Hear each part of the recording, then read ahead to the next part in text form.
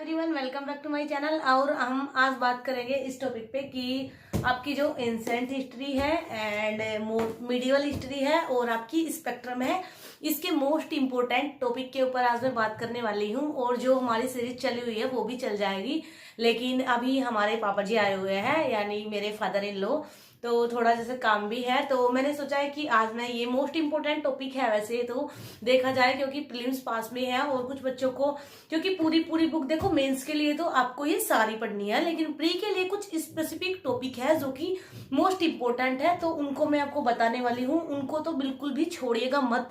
वैसे उससे ज्यादा पूरी बुक आप कर पाओ तो बहुत अच्छी बात है। वैसे मेरा पहला सजेशन होगा कि आप पूरी बुक पढ़े, पूरी।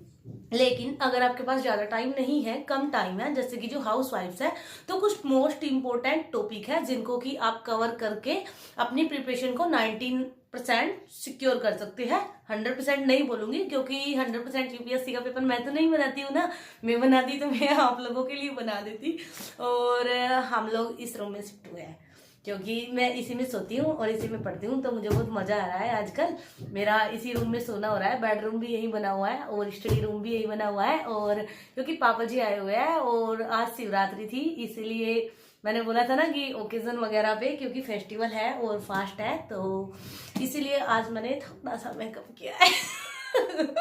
कमेंट बॉक्स में होता ना कैसा लग रहा है। और अभी चलो बात करते हैं इस टॉपिक पे कि इसमें मोस्ट इम्पोर्टेंट, ये मत समझना कि वही है बस, उनके अलावा कुछ नहीं पढ़ना है। अगर आपके पास टाइम है तो मैं आपसे बोलूंगी, ये सजेस्ट करूंगी कि पूरी पढ़े, लेकिन अगर टाइम कम है तो मोस्ट इम्पोर्टेंट जो टॉपिक्स है उनको आप कर सकते हैं। जैसे कि जिन बच्चों ने अभी स्टार्ट किया है और वो 2022 का एग्जाम देने वाले हैं, तो वो उन टॉपिक को कर सकते हैं। तो चलो बात करते हैं इस टॉपिक पे, हिस्ट्री की। और इसमें आप लोग कॉपी पेन लेके बैठ जाइए या फिर अपनी डायरी में नोट कर लीजिए। शो आ रहा है ना अच्छे से? ओके। तो इसमें आप लोग या तो कॉपी पेन लेके बैठ जाइए या फिर आप लोग मतलब आप ऐसे ही मुझसे सुन लीजिए और आप लोग फिर कर पाएंगे।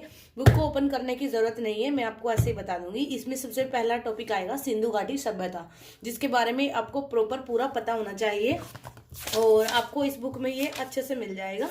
ये देखो, हड़प्पा संस्कृति, इसमें पूरा आपको सिंधु घाटी के सारा कुछ मिल जाएगा। उसके बाद एक इसमें टॉपिक है वैदिक काल, वो भी आपको इसमें मिल जाएगा। तो एक वैदिक काल हो गया, ये रहा यहाँ पे।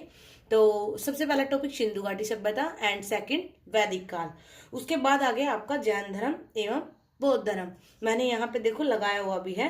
उसके बाद में आप बात करेंगे कला एवं स्थापत्य की। ये आपका एंसेंट हिस्ट्री के मोस्ट इंपोर्टेंट टॉपिक है। सिंधु घाटी सभ्यता, वैदिक काल, जैन धर्म, कला एवं स्थापत्य, भारतीय संगीत, नृत्य एवं नाटक। तो इनको बिल्कुल भी छोड़ के नहीं जाना है। और वैसे आप ये मत समझना, कुछ बच्चे कमेंट करेंगे कि मैम इतने से हो जाएगा क्या? मैंने आपको नहीं बोला है ये, आप पूरी बुक पढ़ सकते हैं। मैंने आपको ओनली, अगर आपके पास कम टाइम है तो ये बोला है कि इनको तो छोड़ना ही मत, मतलब इनसे अलग आप करोगे तो बेनिफिट होगा। आप पूरी बुक को अगर करोगे तो बहुत अच्छी बात है, लेकिन इनको छोड़ के जाने के बारे में सोचना मत। अब आ गया आपका मिडिवल हिस्ट्री। इसमें आपका सल्तनत काल, मुगल काल और उनकी भी जो प्रमुख जो टर्मिनोलॉजी होती है ना, जो उनकी वर्डिंग की, मतलब उसमें जैसे इप्टा प्रणाली क्या थी, इस टाइप के क्वेश्चन बनेंगे। आप बुक पढ़ोगे तो आपको समझ आ जाएगा। उसके बाद आ गया आपका ब्रिटिश। इसमें ओनली आपके 2 काल, बाकी चीजों को आप स्किप करके जा सकते हैं अगर आपके पास टाइम नहीं है। लेकिन सल्तनत काल एवं मुगल काल, इसको तो बिल्कुल भी स्किप करके मत जाना।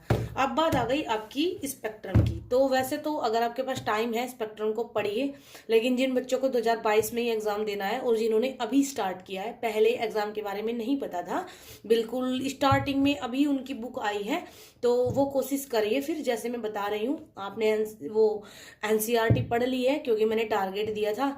और उसके बाद अब आप ब्रिटिश काल की प्रशासनिक एवं आर्थिक नीतियां, इसमें वो आपको मिल जाएगी यूनिट, वो वाली करनी है। और सेकंड, भारत में जितने भी सामाजिक एवं धार्मिक पुनर्जागरण हुए हैं, यानी कि जितने भी गांधी जी ने चलाए या जितने भी एक्स्ट्रा के आंदोलन हुए हैं, सारे आंदोलन, राष्ट्रवादी जितने भी आंदोलन हुए हैं और पुनर्जागरण जितने भी सामाजिक एवं धार्मिक, जैसे कि आर्य समाज के हमारे दयानंद सरस्वती ने क्या किया था, राजा राम मोहन राय ने कैसे, मतलब किसने सती प्रथा को खत्म किया था, किसने कैसे किया था, वो सारा आपको पता होना चाहिए।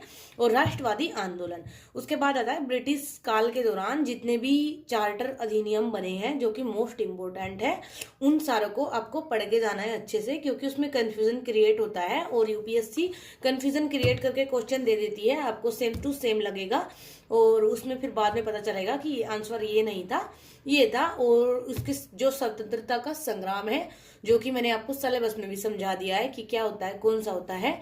जिन बच्चों ने सिलेबस वाली इसकी एनालाइज वाली वीडियो नहीं देखी वो उसको देख ले तो समझ जाएंगे। और उसके बाद में अब बात आती है GS1 के करंट अफेयर की।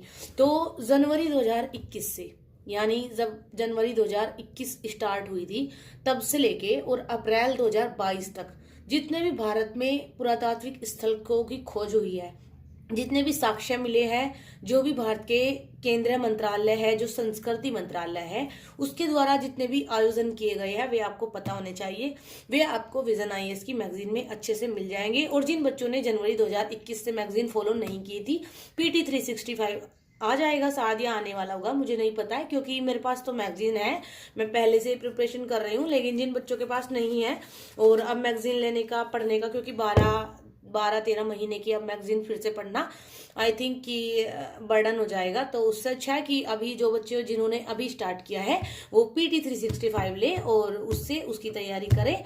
एंड इसके अलावा मतलब ये मोस्ट इम्पोर्टेंट है, और इसके अलावा अगर आप पढ़ सकते हैं तो बहुत अच्छी बात है, पढ़िए। लेकिन इनको छोड़कर जाने के बारे में सोचिएगा मत, मतलब कि क्योंकि कुछ भी आ सकता है, यूपीएससी है और आपका पूरा साल बर्बाद हो जाता है। मैंने ये चीज़ खुद पर झेली हुई है इसलिए बोल रही हूँ। And now thanks for watching, thanks for loving to me and bye.